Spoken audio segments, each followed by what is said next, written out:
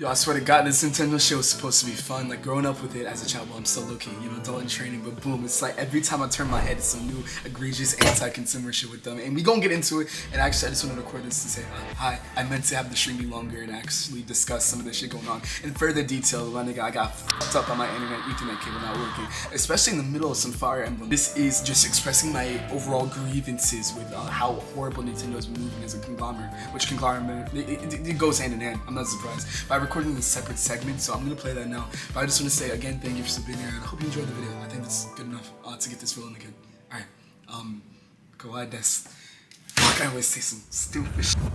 And these Nintendo niggas, they gotta be stopped, bro. I don't know what it is between Doug retiring and actually, they might have let that nigga go, honestly. We got increased price points. Nintendo's possibly suing Homeland Security, a plethora of legality issue. Nintendo is coming for pal rolled in court, and there's so much and so little time as usual. I gotta run to work, and honestly, it's been a minute since I've been up on here doing anything, which I want to say thank you for keeping up with all this.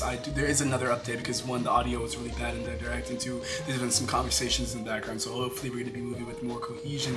Also, a nigga got boomed by a bus or a Honda Civic, something like that. Car boomed me, ended up in the ER, which I see why niggas take Uber instead of the emergency contact vehicle, because that bill is looking crazy, almost as crazy as my hair. I gotta get a retwist, but that's besides the point. I'm gonna keep this short as possible and hopefully concise, because I have a lot of pent up anger, especially I'm a short nigga, I'm 5'6", so it's like a lot of my shit just gets compressed, including my grievances with Nintendo. I feel like recently, and this has been a long time coming, y'all, they've been falling off. It's mainly within their anti-consumer practices. Now, as it stands right now, there's like 15 different things going on between there being a new CEO, which I'm so glad there's actually some estrogen in that office opposed to like the long lineage of niggas that have been running this shit. I do want to say she's had some interesting history. One of my grievances with her lies within how she did the planned obsolescence, not planned obsolescence, like the planned artificial scarcity within the Nintendo Switch 2, making niggas think they can't have shit. So just jumping up the timeline, because I'm in college time hours, I gotta catch myself up as well. We had that beautiful direct with Mario Galaxy remasters and ported Mario Galaxy, and I was kind of out of it. I reacted to it,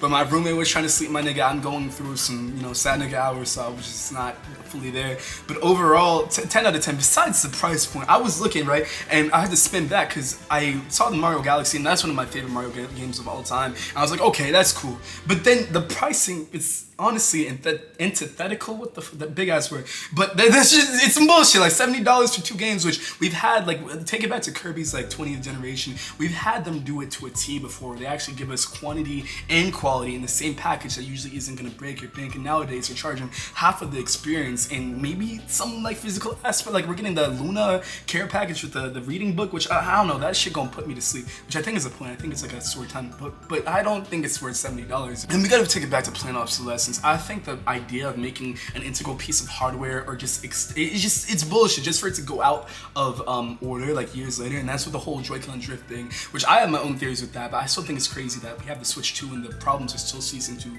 not exist. It actually happens that third-party consoles can't even turn on the Switch, and you can't even use the Joy-Cons on like Steam, for example, which is crazy to me. It's like you're kind of fucked if the Joy-Cons get drift or if anything else happens to them. I know some niggas use them as like vibrators, so that might fuck up your Joy-Con too. And I'm not talking from like personal experience, I'm just saying in general. But I think monetizing minute aspects of their games and their existence is dichotomous with purpose as a concept, like unlocking frame rates, paying to unlock frame rates, Google Maps and Zelda, my nigga, who asked for this? I already use this on a day-to-day basis. I don't want this in my video game, I just don't understand why they're charging so much. And then we get to the thing like a Virtual Boy, $99, and that's before tax and before a Nintendo Online membership, and it's not even a good, like, nigga, it got retcon back in like 1990 before I even drew breath on this earth. I don't understand. I mean, this is from a younger man's perspective, but personally, I'm just not with it. And I'm not even gonna get started on game cards. Actually, I don't even have the time. That's gonna be another 5 minutes. I can't. There's also the whole thing with a bunch of employees getting let loose, I think around like 200 people, and then them actually going for outsourcing rather than people that have been working with the company for years. And the craziest part is they're on some like reverse Gojo shit because they're getting fired, but also they have to train their employees how to do things on the back end, which is fucking crazy. You kick me out the door, I'm not teaching a nigga how to do shit. Maybe backdoor the company, and that's it. Actually, I'm not sure. They lack crucial integrity that companies like Riot Games have, and even though they have let numerous employees out before, at least they give them like a go-ahead, plenty of like a lot of time in advance, but also have a lot more transparency. With Nintendo, Nintendo, it's like you have to talk to an agency rather than Nintendo executives. If I'm not mistaken, I'm not watering that down. Hopefully this new Devon Pritchard lady actually brings some more order into the office. I feel like it's just like with Doug, my whole thing is they introduce variable pricing. They keep moving the goalposts with how much they can push pricing on their games, and they're getting more and more anti-consumer by the day. Like, I understand niggas like Kanye and Daenerys way more every passing day. It boggles my fucking mind.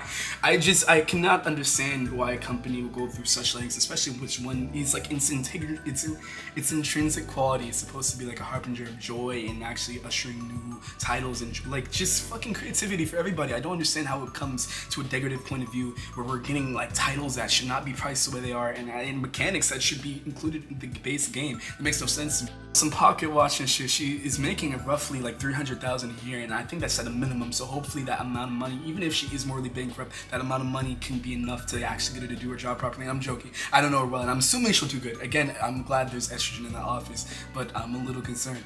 And hopefully this would have been a lot more cohesive, and for my first video back, I wanted to put more effort into it, but I will say I got to shift in like 30 minutes, and I got to rush to Soho and do all this other shit. But look, again, I just feel like I've had a lot of stuff happen to me in the background that it's made me less confident, and I'm trying to get that and my energy back on the back end. It's just like, again, sad nigga hours is a real thing, along with a bunch of other, I'm not gonna get into it. I don't think it's adequate for this video, but I do want to say thank you for sticking around. I do have a lot of ideas, and I'm excited that I actually can release hopefully a payroll for the Coalition Against Homelessness Prevention within the month. I gotta see how the YouTube payout works in terms of time, but I'm really excited for hopefully a new chapter that we can take together. And again, if you're still here, I am welcome to any and all feedback, and I've always overthought whether this is like, you know, I want to use right like loosely, but like if what I'm doing is just in terms of, I mean, I don't know, but I'm trying to draw more conclusions from myself and an intrinsic point of view rather than just feeding off of extrinsic